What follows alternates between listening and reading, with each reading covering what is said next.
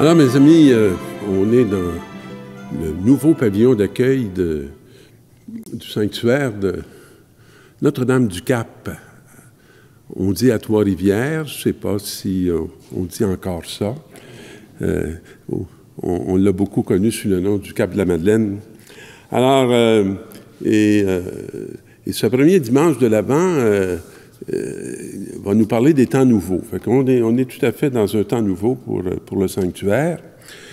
Et là, la première parole qui nous est proposée, c'est une parole de Jérémie qui dit « Voici venir des jours où j'accomplirai la promesse de bonheur que j'ai adressée à la maison d'Israël et à la maison de Juda. » Alors, une des réalités qu'on a besoin d'expérimenter pour être dans le bonheur, c'est de sentir qu'on est accueilli et qu'on a une place. Et en ces jours-là, je ferai naître chez David un germe de justice. Alors, pour moi, c'est une espérance, un beau lieu d'accueil comme celui-ci, dans un site vraiment exceptionnel, qui va permettre à toute une population de peut-être se reconnaître. Parce que la justice, c'est pas d'accueillir juste ceux qui nous ressemblent. La justice, c'est de s'accueillir mutuellement, les uns les autres, pour que dans la connaissance mutuelle, on ait un sens de l'autre. On ait aussi un sens de ses besoins.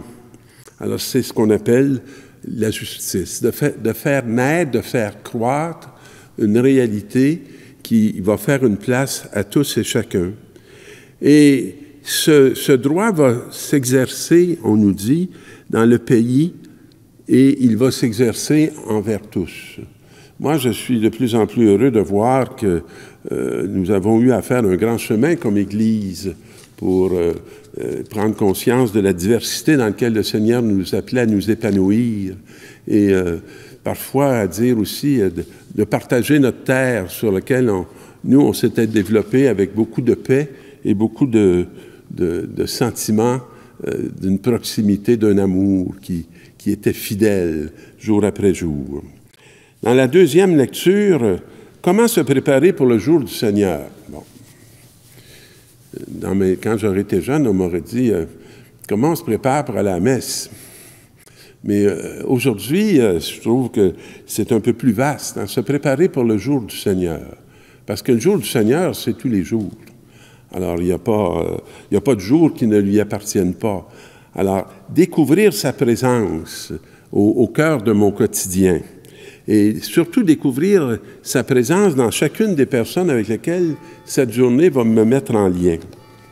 Alors que le Seigneur vous donne entre vous et à l'égard de tous les hommes, voyez-vous, c'est pas très exclusif, c'est bien, ça inclut tout le monde, un amour de plus en plus intense et débordant.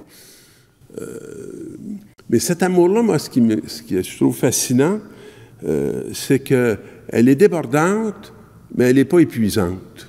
On ne se vide pas. Hein? C'est un amour qui nous remplit, et on dirait que plus qu'on se remplit, plus il y a de vie qui nous arrive et qui nous est donnée. Et quand il vous établisse fermement dans une sainteté sans reproche devant Dieu notre Père, ben ça aussi, c'est une espérance que j'ai, parce que souvent, les gens, lorsqu'ils se situent par rapport à Dieu, ils ressentent certaines culpabilités, certains malaises, comme si Dieu était en train de les regarder de haut. Dieu, en vérité, je ne peux pas dire qu'il regarde de haut, parce que Jésus a pris la plus petite place et la dernière place. Il nous a regardés d'en bas. Puis dans un en bas où lui-même s'est investi pour qu'on ne soit pas comme enfermé. Alors, pour le jour où notre Seigneur Jésus viendra avec tous les saints.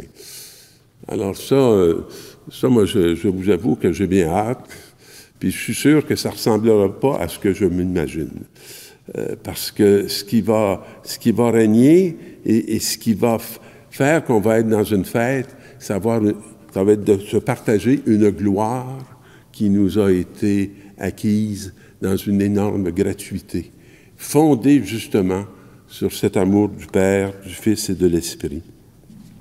Alors conduisez-vous déjà ainsi dans cette élection dans laquelle vous êtes appelés, dans cette réalité qui est beaucoup plus grande que votre réalité terrestre, qui est la réalité même de Dieu.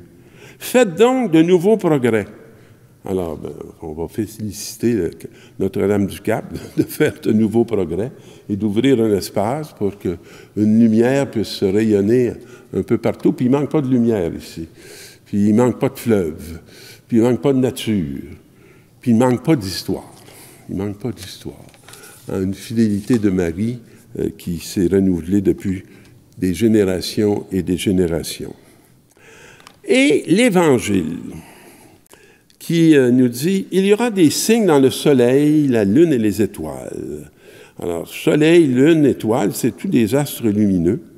Sur la terre, les nations seront affolées par le fracas de la mer et de la tempête. Bien, ça ressemble à notre temps. Je veux dire, on est tous un peu tournés vers Israël, puis vers la Palestine, puis vers l'Ukraine, puis je ne sais pas pour toutes les nommer, on va laisser ça aux nouvelles du soir qui sans cesse nous amènent à la conscience de ce qui se détraque dans notre monde, puis de toute cette destruction, ce qui n'est pas lumineux du tout.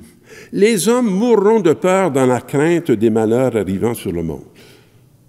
Ben, coudonc, il est un peu psychologue, hein, c'est celui qui nous a écrit ça.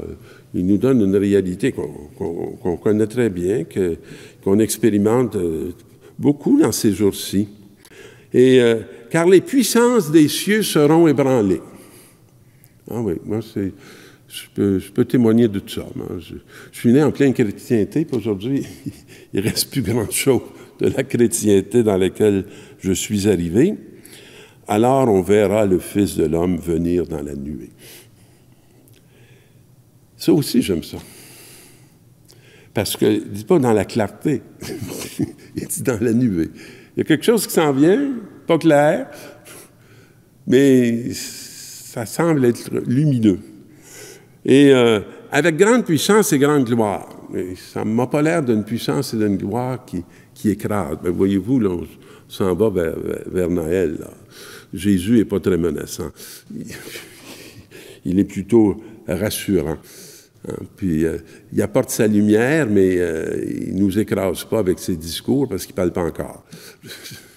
Et ce qui va être, c'est une présence au milieu de nous. Et quand ces événements vont commencer, redressez-vous et relevez la tête. Attitude et comportement qui est tellement sage, parce que tant qu'on a peur, on baisse la tête. Puis là, c'est comme si on ne voit plus juste que le plancher, alors que si on relève la tête, on voit l'univers. Puis on voit devant soi. Puis, et si on ose tenir le regard, on expérimente quelque chose qui nous échappe complètement si on est enfermé. Alors, relevez-vous et relevez la tête, car votre rédemption approche. Alors moi, merci Seigneur de m'avoir révélé dans mon histoire que ce n'était pas ma perte qui s'en venait, mais que c'était mon salut et que c'était ma rédemption. Merci de me l'avoir révélé à travers tant de frères puis tant de sœurs, souvent des gens très petits, parce que c'est ceux que tu as privilégiés pour ma vie et qui m'ont appris toutes sortes de choses que beaucoup de grands n'avaient pas été capables de me révéler. Tenez-vous sur vos gardes, de crainte que votre cœur ne s'alourdisse dans la débauche. C'est désarmant comment ta parole est concrète et comment sa parole est concrète. Et que nous ne sommes pas faits pour la débauche. On n'est pas faits pour les petitesses. On a été créés pour les grandeurs. Alors, tiens-nous loin de ce qui peut nous égarer. L'ivrognerie, les soucis de la vie, on en a. Mais c'est tellement bon de pouvoir les déposer dans ton cœur chaque jour. Et fais que ce lieu, qui est un lieu qui veut s'ouvrir sur l'humanité qui veut bien s'y arrêter pour partager les beautés qui leur ont été confiés. Fait que ce lieu permette que cette humanité se rencontre et qu'elle se rencontre en toi, même si elle ne te nomme pas toutes de la même façon, mais qu'elle puisse se rencontrer dans ce qu'elle a de plus grand, cette humanité que tu confies à chacun pour qu'on fasse advenir dans ce monde une justice, une paix, une confiance en l'avenir. Restez éveillés et priez en tout temps, il y a pas mal ce qu'il faut ici pour le faire. Et puis, ainsi vous serez dignes d'échapper à tout ce qui doit arriver, à tout ce qui détruit, à tout ce qui est malsain, et de paraître debout devant le Fils de l'homme. Merci Seigneur de nous appeler à être une humanité debout pour construire un monde qui fait place à tous ceux que tu aimes. Alors mes amis, bon début d'Avent, puis si le cœur vous en dit, vous êtes bienvenus dans ce lieu qui va vous accueillir avec joie. Amen.